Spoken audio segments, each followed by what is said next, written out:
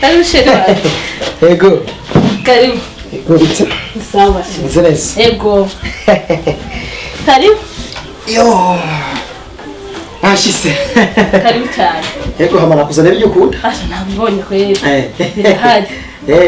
No kumona uje urushe cyane uvuye. Eba namushikanye kuri. Urumva twajanye direct turashika mpaka hariya kuri parking. Cyangwa nafashe umuduga agiye. Ndabona neza ko yuri umuduga. Cyangwa kugaruka. Nje kabisa kabisa. Merci sana hama. Asko tibagira natanga wisi. Aho uri hose ko ikunda. Emo mpone kozaniye. Urakoze cyane.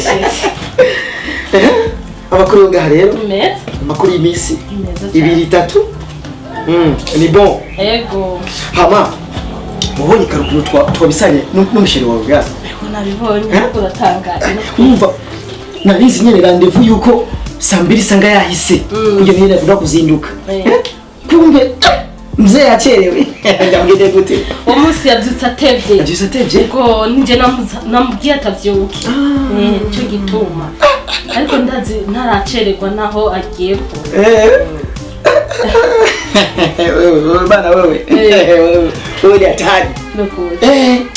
Umva. Afite twagonganye.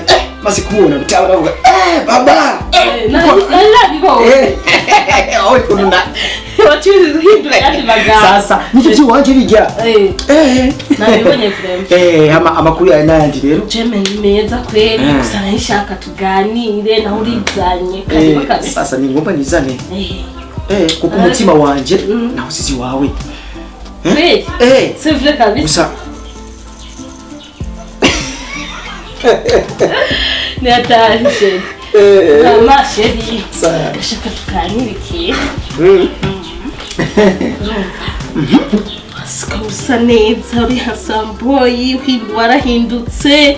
Umenya kuri wa wundi. Bivyo se bibiho kubera wewe. Mama ndagwakea cyane. Yes. Sinubura gutagata. Nakura. Gutagata kabisa. Nubura gute kwa kaka.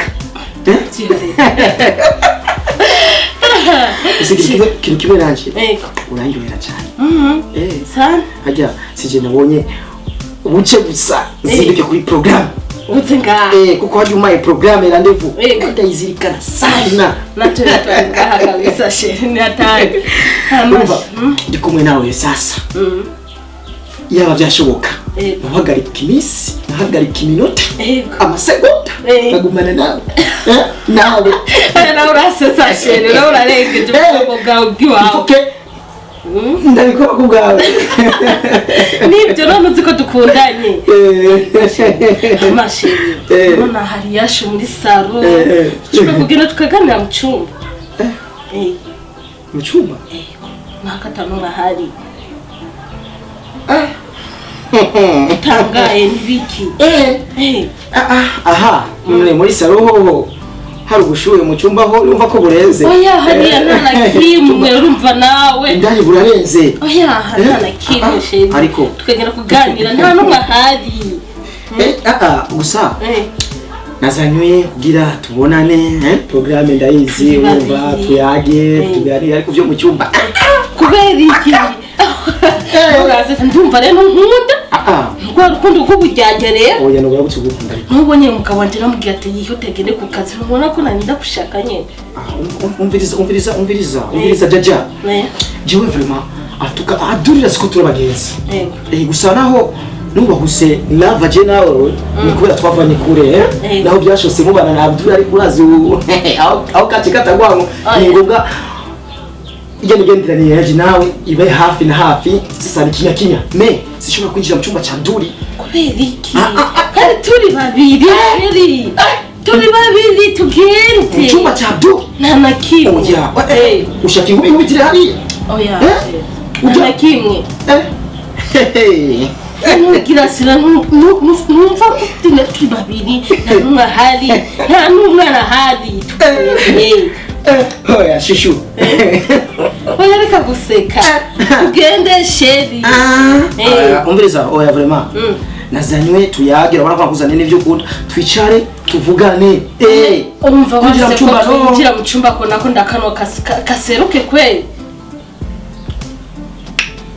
uragafatanya naya ndashavuye kabisa ko oya shushu oya nushavuye no none ko ansese oya nushavuye no ariko none uribagiyeho tura tuja kuruhukira ego ndahaza ariko kuba twatanumwe hari c'est vrai tukaguma turi babiri nta numwe tuvuruga